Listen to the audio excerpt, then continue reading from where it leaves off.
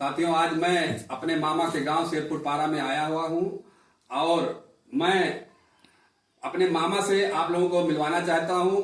मैं चाहता हूं कि आप हमारे मामा के विचारों को जानिए और समझिए। मुझे जो भी विचार और संस्कार मिले हुए हैं आप लोगों की ही देन है। आज मेरा लालन पालन यहाँ पर ना हुआ होता तो आज मैं भी जो है तमाम जो दुर्व्यसन चल रहे हैं, दारू, शराब, भांग इत्यादि, इससे जो बचा हुआ हूँ ना बचा होता।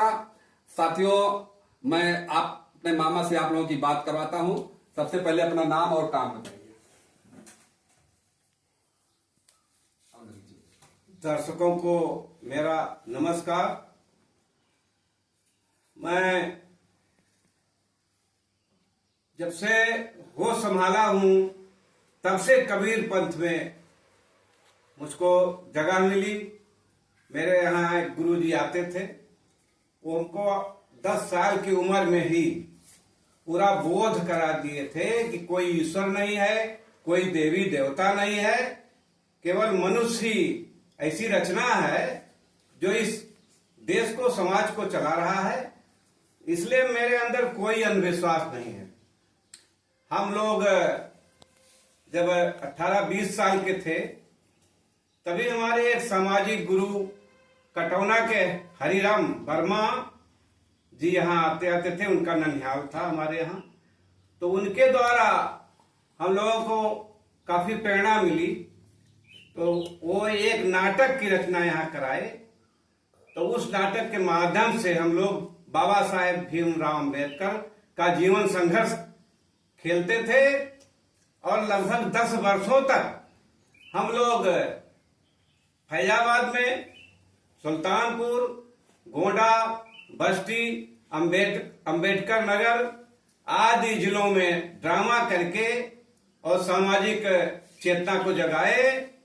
उसी का परिणाम है कि बसपा यहां से खड़ी हुई और उसी चेतना का असर है कि यहां से बसपा के विधायक बने।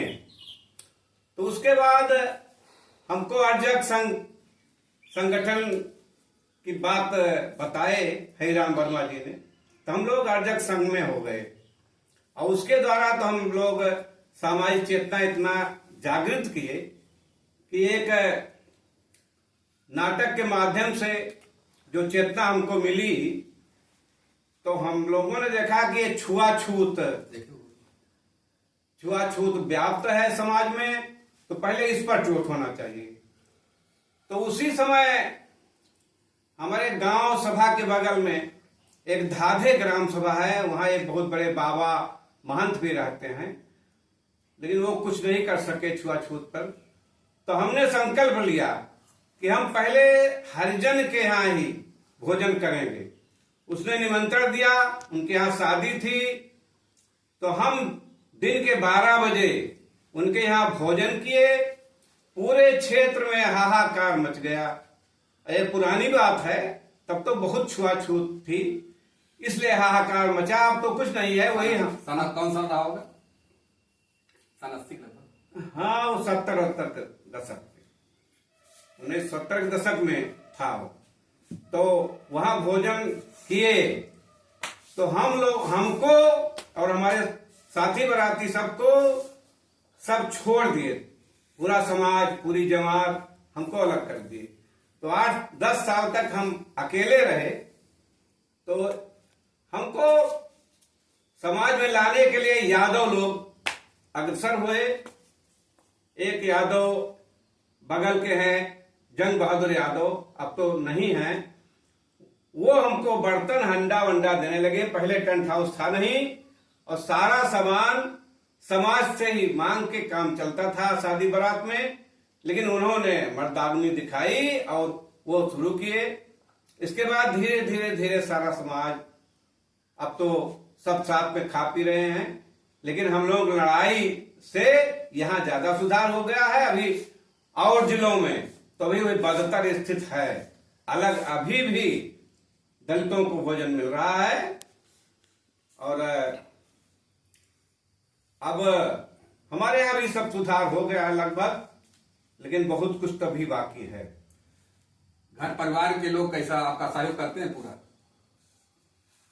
अरे हम पहले तो हम सब एक में थे, 4 भाई, लेकिन अब जैसे 3 घर हो गया। बड़े भाई लखनऊ में हैं, 3 घर यहाँ हो गया। लेकिन हमारे अब चाहिए स्वभाव समझिए या कैसे भी, तीनों घर हमारा पूरा सहयोग करते हैं और कोई आडंबर नहीं मानते हैं।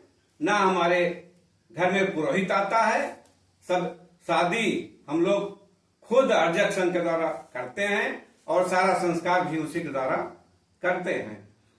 और एक बात मैं और कह दूं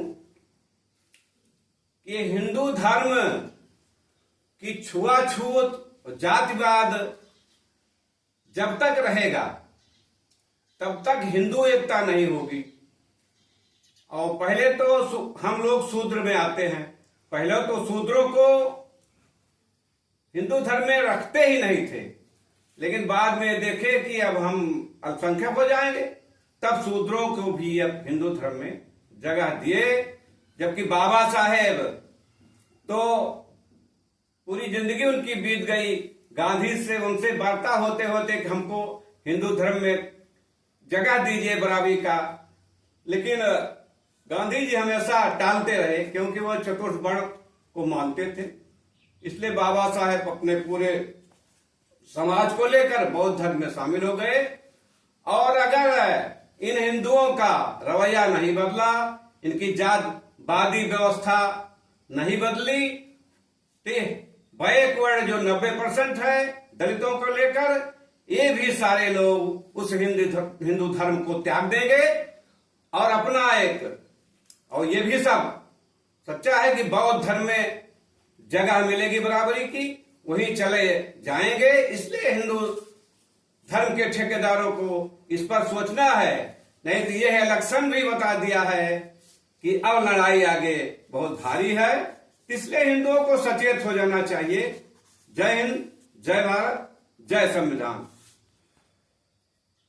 अगर हमारे चैनल को पहली बार देख रहे हैं तो आप इसे लाइक और सब्सक्राइब करना ना भूलिएगा। जय हिंद, जय विज्ञान, जय संविधान।